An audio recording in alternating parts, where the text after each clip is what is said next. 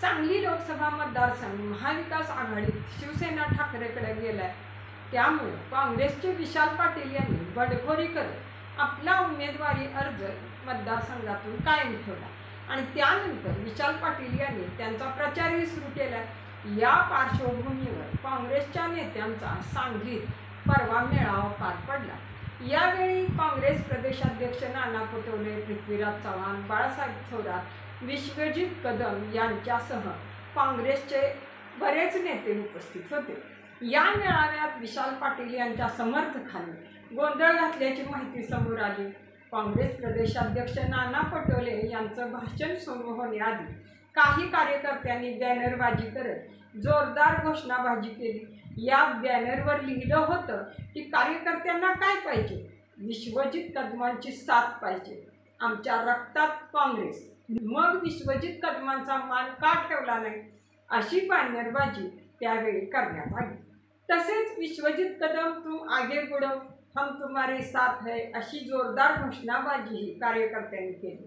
पण विशाल पाटील यांचं तिकीट कापण्याचं कटकारस्थान ज्यांनी केलं त्यांना सोडणार नाही, असं विश्वजित कदम म्हणाले आहे। मग सांगलीत हे कटकारस्थान नेमकं कोणी केलं आणि विश्वजित कदम कोणाला सोडणार नाही असं म्हणाले, हेच आपण या व्हिडिओमध्ये पाहणार आहोत। नमस्कार, मी भारती आणि तुम्ही पाहताय बोलहटके। आणीबाणीनंतर देशभरात काँग्रेसनं आपल्या जागा गमावल्या।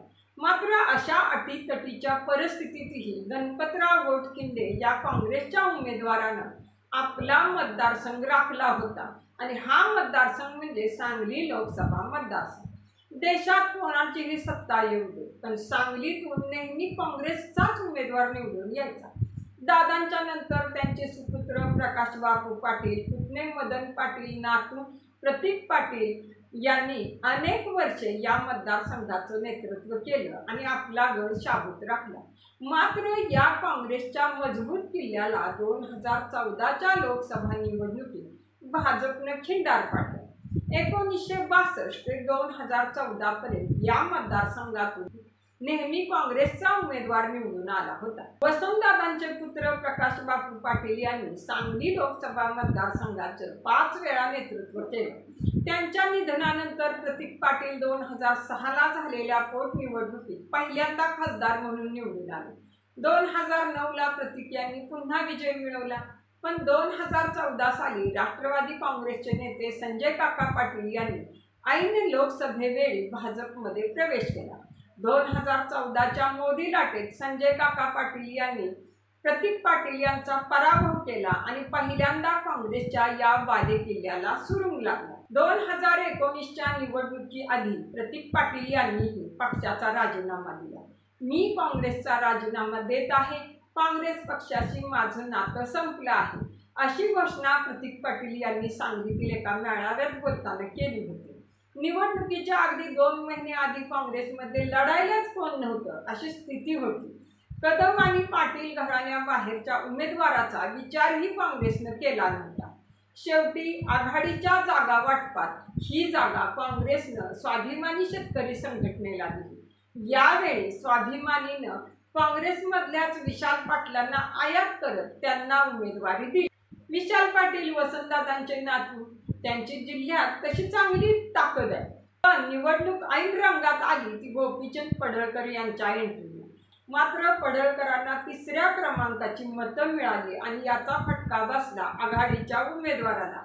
परिणामी भाजपनं हा अटीतटीचा सामना जिंकला आणि संजय काका पाटील विजयी झाले। पण यावेळी काँग्रेस पक्ष मागची चूक पुन्हा करेल असं वाटत नव्हतं। यावेळी काँग्रेसकडून विशाल पाटील यांना नक्की उमेदवारी मिळेल असं वाटत असतानाच उद्धव ठाकरे यांनी सांगलीतून आपला उमेदवार जाहीर केला आणि चंद्रहार पाटील यांचं नाव जाहीर झालं आणि त्याचा सर्वांनाच मोठा धक्का बसला। विशाल पाटील, विश्वजित कदम यांनी काँग्रेसकडून उमेदवारीसाठी खूप प्रयत्न केले, अगदी त्यासाठी दिल्लीची वारी सुद्धा केली, पण सारं व्यर्थ गेलं। शेवटी विशाल पाटील यांना अपक्ष उमेदवारी अर्ज भरावा लागला। पण आता विशाल पाटील यांनी अपक्ष अर्ज भरल्यानं शिवसेना काँग्रेसमधील मतविभागणीचा फायदा संजय काका पाटील आणि भाजपला होऊ शकतो। पण प्रत्येक वेळी काँग्रेसची हक्काची जागा कोण हिसकावतं असा प्रश्न पडतो आहे. पण राजकीय जाणकारांच्या मते या सर्व घडामोडींमागे जयंत पाटील आहे. खरं तर काँग्रेसचे नेतेही दबक्या आवाजात हीच चर्चा करताना दिसतात. मागच्या आठवड्यात विशाल पाटील म्हणाले होते की वसंतदादा पाटील आणि राजाराम बापू पाटील यांच्यात तात्विक वाद होता, पण राजाराम बापू यांच्या निधनानंतर तो संपला. पण आजही त्या वादाची झळ आम्हाला बसते. आम्हाला त्याची किंमत मोजावी लागते. प्रत्येक वेळी माझ्या उमेदवारीला कोणीतरी अडथळा निर्माण करते.